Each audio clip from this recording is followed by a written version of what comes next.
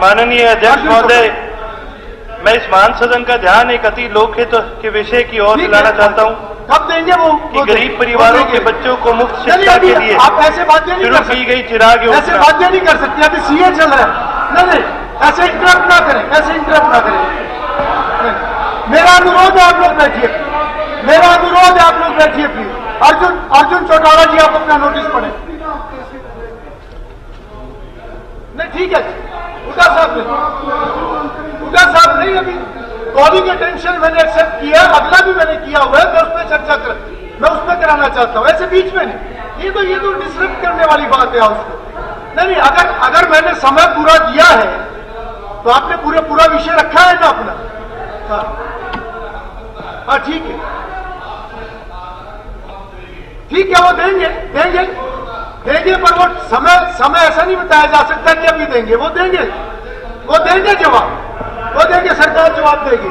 चलिए अर्जुन जी आप अपनी बात रखिए। माननीय अध्यक्ष महोदय, मैं इस गीता जी प्लीज, गीता जी प्लीज, एक अति लोकहित के विषय की ओर दिलाना चाहता हूं। आपने भी बोलना है, ऐसे उनको भी बोलने दीजिए, आपने भी बोलना है इसके बाद। प्लीज बैठिए। चलिए।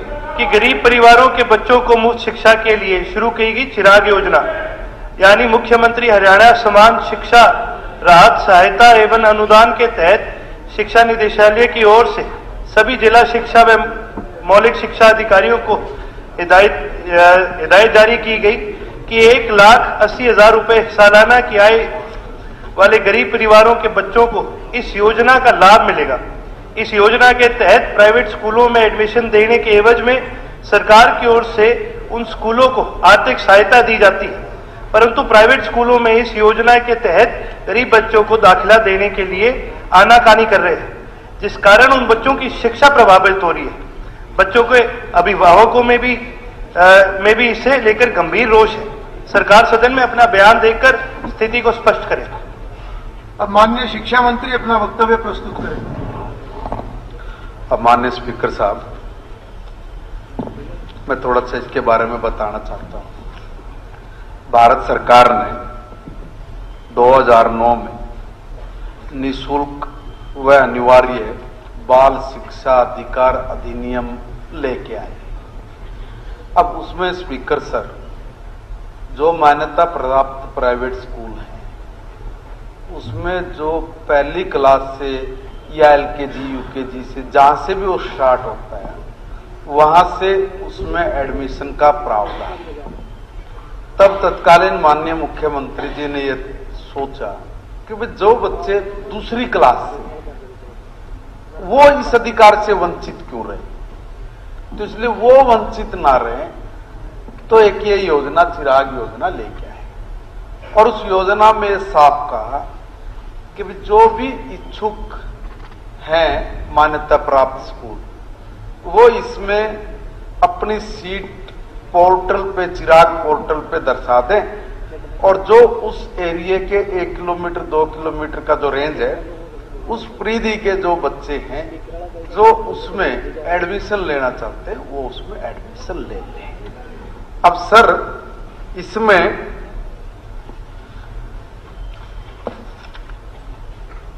कुछ उनको जो विद्यालय थे उसमें जितने भी बच्चे आए वो कुल अब तक भी 3281 विद्यार्थी आए हैं, क्योंकि ये ऐसी योजना नहीं है कि आप उसको कोई जबरन करो। जितने भी, फिर रिपीट कर रहा हूं, जितने भी मान्यता प्राप्त स्कूल हैं वो पोर्टल पे दर्शाते हैं कि हमारे यहाँ पे इतनी सीट है, और अगर वो भर जाएं, बच्चे ज्यादा हो जाएं, फिर ड्रा सिस्टम से उन बच्चों को फिर उसमें एडमिशन होता है।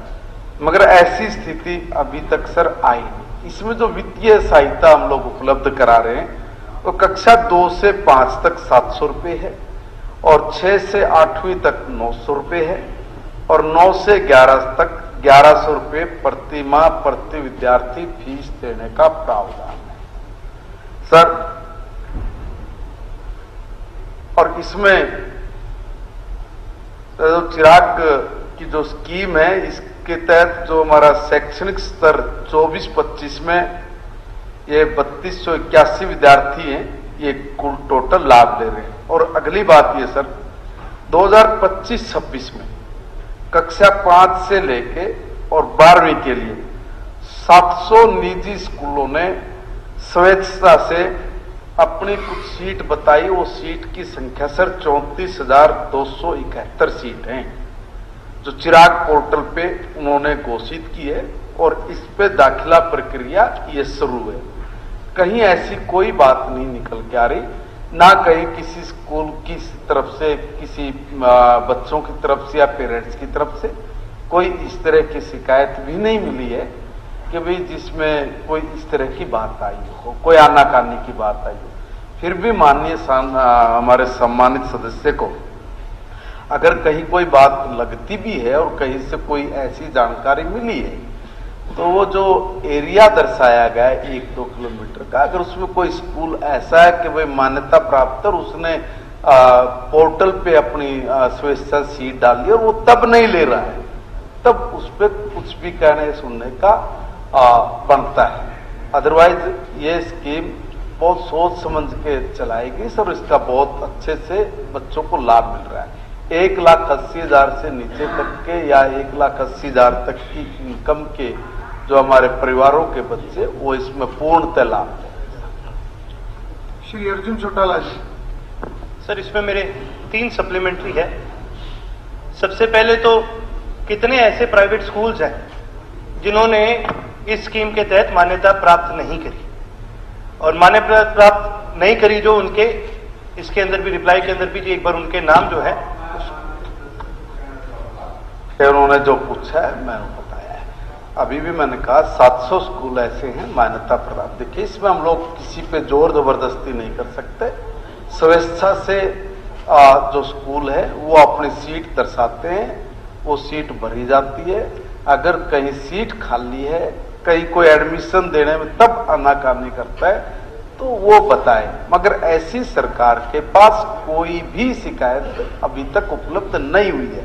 मैंने बताया कि 700 स्कूल हैं और 34,271 सीट्स हमारे पास है, जिसपे दाखिला प्रक्रिया अभी स्टार्ट है।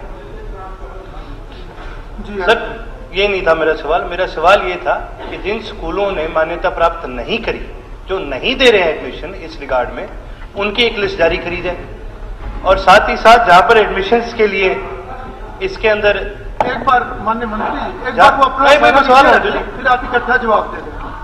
साथ ही साथ जो स्कूल्स ये दे रहे हैं वो ट्रांसपोर्ट के लिए कोई सहायता नहीं करते।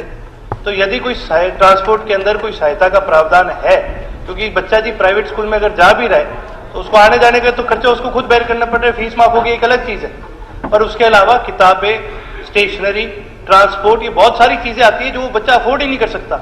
और इस कारण से जब बच्चा ट्रांसपोर्ट, स्टेशनरी और ये सारी चीजें अफोर्ड नहीं कर सकता, तो फिर वो स्कूल में जाना भी अफोर्ड नहीं कर सकता, चाहे उसकी फीस माफ क्यों ना हो जाए।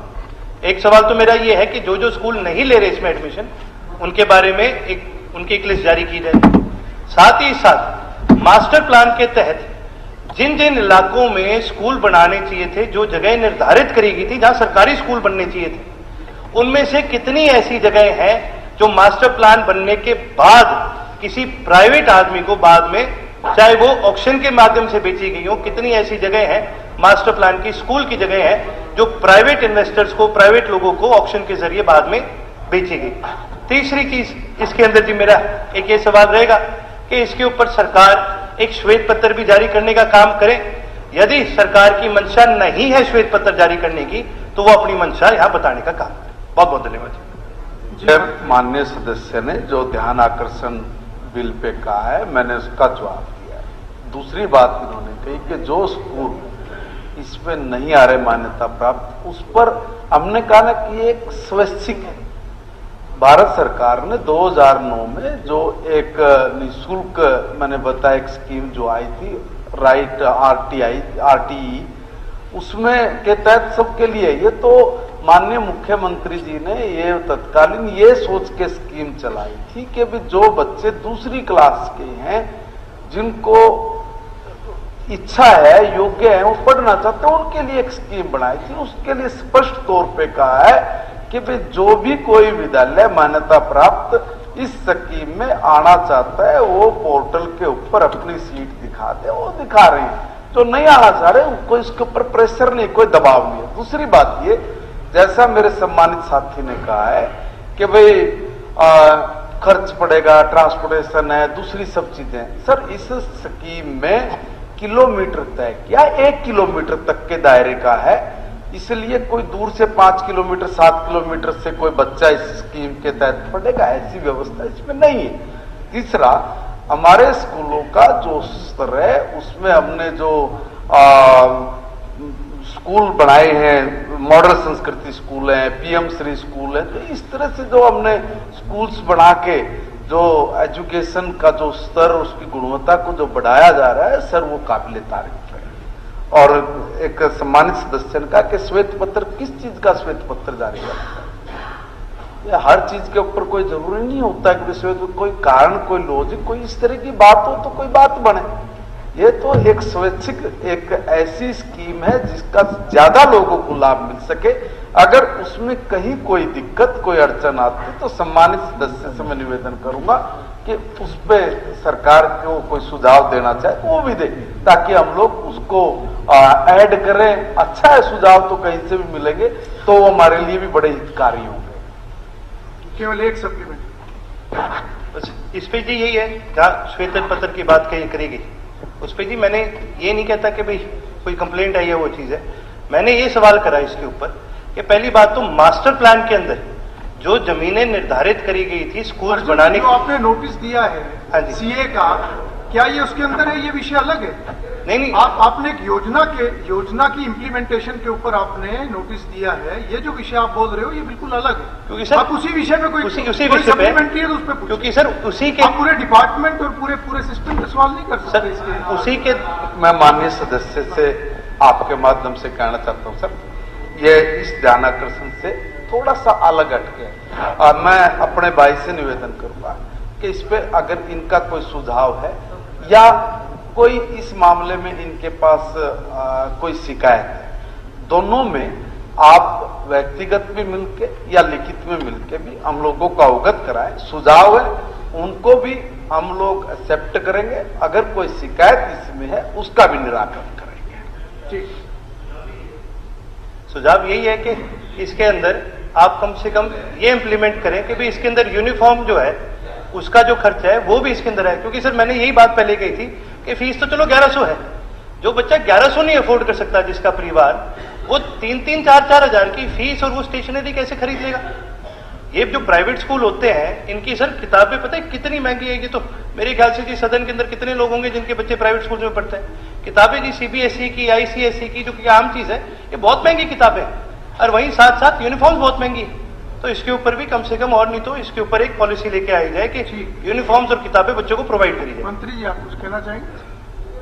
सर मैं फिर रिपीट कर रहा हूं, ये स्कीम जिन बच्चों को, योग्य बच्चों को लगता है कि हम लोग सरकारी स्कूल में से निकल के किसी मान्यता प्राप्त प्राइवेट स्कूल में जाना चाहते हैं, उसके लिए सरकार ने एक वैकल्पिक अच्छी सुविधा उपलब्ध कराई है।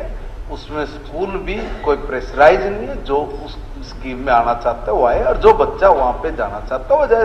उसके लिए फीस सरकार स्कूल को अवेलेबल। माननीय सदस्यगण, मैं